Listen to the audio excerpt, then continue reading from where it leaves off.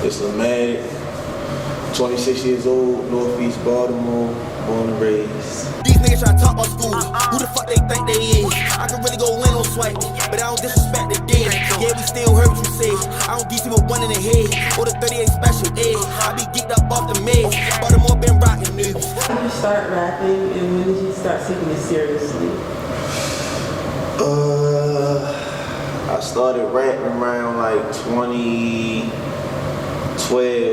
and then at the 2012, I didn't care about it though. I was just doing it for fun. And then 2015, 2016, that's when I took it dead ass serious. Like, that's when I was like, all right, I'm taking it serious. How has Baltimore influenced you? It influenced my music a lot just because of what I see on a day-to-day basis, like the good shit, the bad shit, the wild shit, the crazy shit. Cause I did a lot of dirt, I would say, in my life, but I also sing worse and sing some good. I did good for a lot of people too, so it influenced me a lot. Do you think do you feel like our cultural influence is overlooked? Yeah, I think it's overlooked, but it's just because of all the negativity. People scared to try to embrace us. But we so angry and shit. We don't really have no, how would I say it?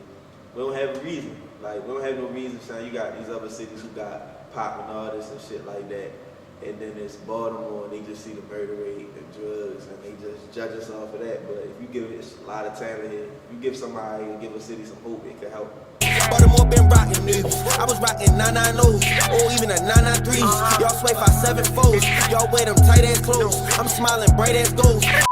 Tell us about your latest project that you are working on, because I've seen that you're working on an album. I am working on Forever too. It's gonna be good. I'm feeling the vibe, and it's like I've been making a lot of throwaway songs, but the main songs that I got so far, like that's going on there, they good. Like I haven't even previewed them yet, just because I just like them so much. And it's gonna be like a scripted album. Like it's gonna be like a damn near type of a movie, a little bit going through, like with a lot of narratives and shit. But it's gonna be good though. It's gonna be more so me telling my life, more so we finally opening up, talking about other shit, about like my past and other people's past, and yeah. But yeah, I mean, people tell me that all the time, like you just be, cause I be kind of stiff, like I'm funny, but it's like, and plus it's me, like I gotta get outside, step outside the box a little bit more. That's how you win.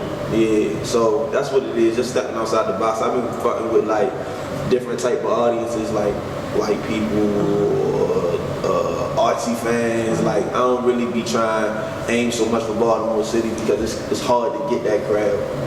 It is. If you could sign to any label, who would it be, why, and what kind of deal? If I could sign to a label, I'd probably sign a partnership deal. I don't really want to sign to a label. It's too much that come in and out, especially when, like I was saying, with Lil Uzi and him only getting like a less than 20% of his music. Like that shit just make you don't want to sign nobody. It's harder that route, it's harder that way, but if you can't even enjoy the money off of your work. But I would say maybe if I had to sign with an artist, I probably would say like Ross, and I would do it like a label deal, like how it is with Meek Mill, whereas though he got his own label. So yeah, I would kind of do it like that. You know, I kind of like where I be seeing him at with his artists and how he promote his artists. What would your label be called? Forever. Look out for hashtag forever. What would your dream celebrity collaboration be? Ooh. Either Gucci or Wayne. Lil Wayne and Gucci Mane. They my two favorite rappers. Lil Wayne's like one of my top three for sure. I like came up off of him. Yeah. In middle school, he was like real big for me. Gucci and Wayne, Wayne, when I heard Carter 2, that made me want to rap. Like when I heard Carter 2, I wanted to rap bad. Like that was my favorite. That is my favorite album. So is that like one of your inspirations? Yeah, Carter 2, that was one of my, that's my favorite album. I would say that's my favorite album, every album. How did your parents feel about you rapping? If did you have a say so in that? I mean, Or your family, period. they supportive. That's good. They don't care. They just be like, my mother heard my son, she like, shit, this sound good. Like, my father was like, shit, this sound good. Do it. And then, you know, they just, you know what I'm saying, they kind of stay out the way for real. They listen to it, tell me how they feel, like, oh yeah, I like this. And you let it go. They don't really be too hands-on with it. They got their own life going. They just, as long as I'm fine, safe, and doing everything, they cool. They ain't tripping. If you had to pick your last meal on earth, what would it be?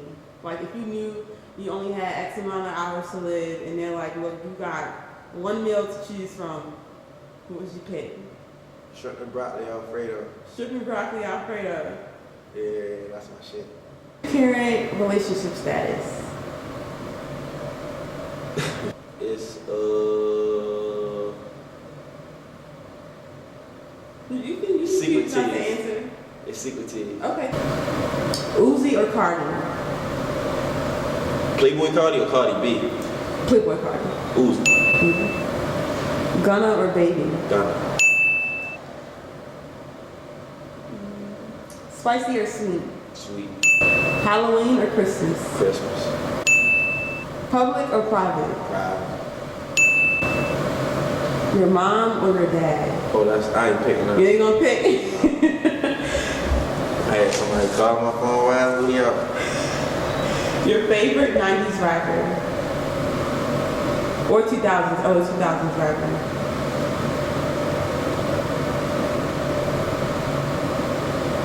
Wayne.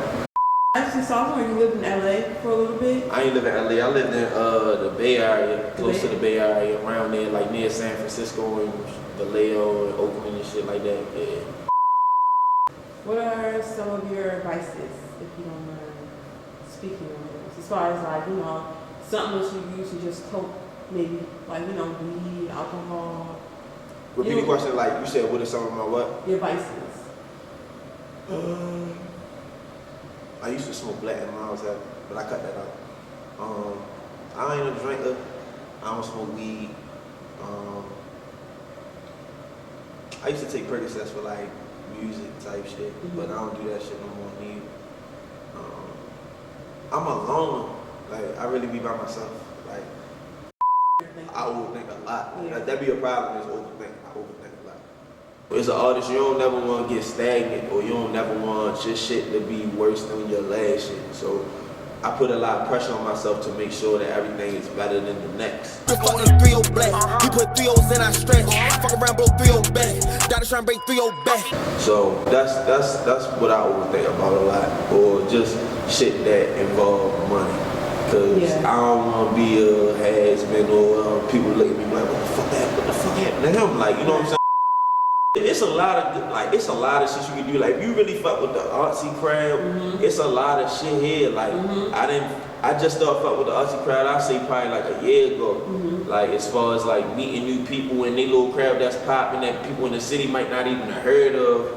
But these people, they be cool people, and I like the vibe. Like, they vibe help me out for real. Like, when I perform, like, I done got booked for artsy crowd shows. Like, it's the vibe. The vibe just different. It's way better for real.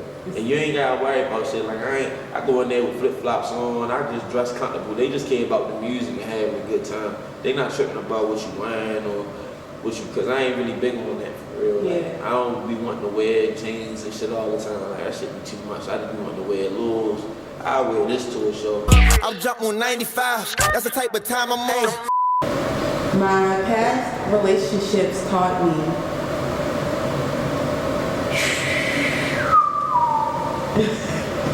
My past relationships taught me, it taught me what I need to work on for my next one. I ain't ready to downplay nobody. Yeah, that's good. Yeah, like all my relationships, I got better as like a man, but it's still certain shit I just felt like I needed to work on, but I probably couldn't work on it with that person because shit just might have been so bad, or it could have been anything. Like, I'm still cool with pretty much all my exes. That's good. You know what I'm saying? Like, I ain't no bad blood, but you know, I just say out of every relationship. I just learned what I need to work on and what to watch out for, like certain red flags, ways go. Instead of just dragging something along, you should just, shit like that. What your scent is? Dior. Dior. Right now. You got it. You got it right I now. got it right now. I work at Five Guys. And I deliver newspapers. Oh shit. I used to rush everything. When I was young, I used to be like, I don't know. Like, I used to be like, man, I need everything like now. I want this like now. I want this. And it was like some shit I could have been patient for and it would have happened. But since I wanted to I just wanted to do it. Like sometimes I took shortcuts I wasn't supposed to take, or just try to take the easy route out just so I can hurry up and get there. That shit ended up fucking me over.